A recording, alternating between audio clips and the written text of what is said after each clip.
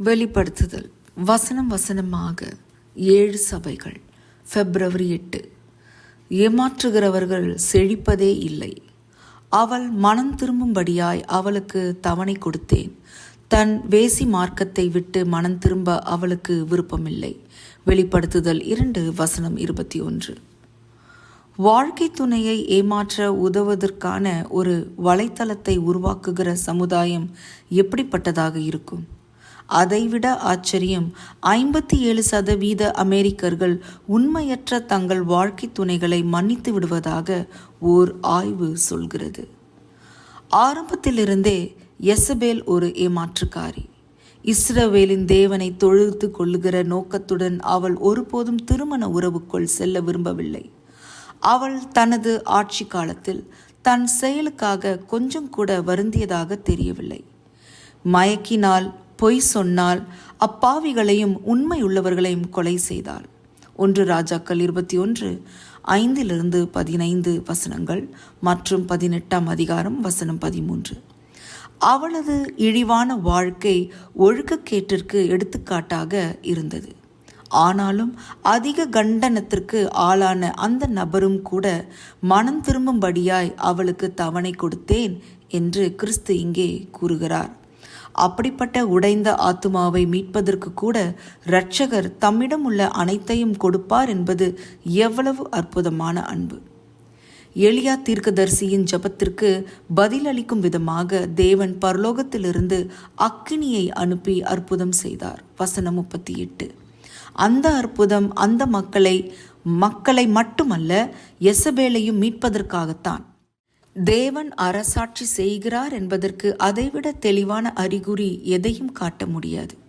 அந்த நேரத்தில் இஸ்ரவேலர்களைப் போல யெசபேலுக்கும் மனம் திரும்புவதற்கு வாய்ப்பு கிடைத்தது. ஆனால் அதற்கு பதிலாக அவள் தன் விக்கிரகங்களை இறுக பற்றி கொண்டாள்.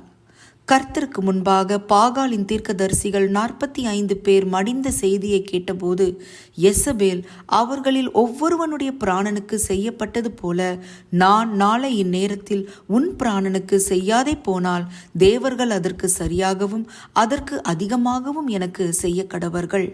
அதிகாரம் 19 வசனம் 2 என்று சூளுரைத்தாள்.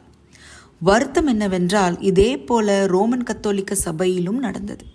இருண்ட காலங்களில் திருச்சபை எந்த எதிர்ப்புமின்றி 1260 ஆண்டுகள் வன்முறையாலும் சிற்றின்ப கோட்பாட்டாலும் ஆட்சி செய்தது. திருச்சபை மனம் திரும்ப தேவன் நேரம் கொடுத்தார். ஆனால் வேதம் சொல்வது போல் அவளும் மனம் திரும்பவில்லை. புராட்டஸ்டன்ட் சீர்திருத்தமானது வேதாகம சத்தியங்களை முன்னிறுத்த தொடங்கியது. அதாவது லூதர், கிரான்மர், வால்டேனியர்கள் மற்றும் எண்ணற்ற பலர் தேவ வார்த்தையாக நின்றபோது சீர்கேட்டின் அந்தகாரத்திற்கு எதிராக தேவ கிருபையும் ரட்சிப்பும் அன்பும் பிரகாசமாக ஜொலித்த போது சபை அதை அணைக்க முயற்சித்தது.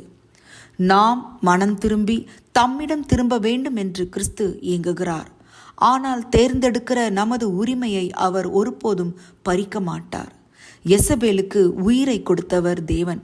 ஆனால் அவளே தனக்கு மரணத்தை தேர்ந்தெடுத்தாள். இரக்கமுள்ள இரட்சகரே, நாங்கள் எங்களுக்கென்ன விக்கிரகங்களை உருவாக்குகிற ஒவ்வொரு முறையும் உமக்கு துரோகம் செய்கிறோம். எங்களை உண்மையற்ற தன்மையை மன்னியும். எங்கள் பாவங்களிலிருந்து மனம் திரும்ப கொடுத்த பொன்னான வாய்ப்பிற்காக நன்றி. அதிக ஆராய்ச்சிக்கு சங்கீதம் 86 வசனம் 15, ரோமர் 2 4, 2 பேதுரு 3 9 மற்றும் 15 வசனங்கள். ஆமேன்.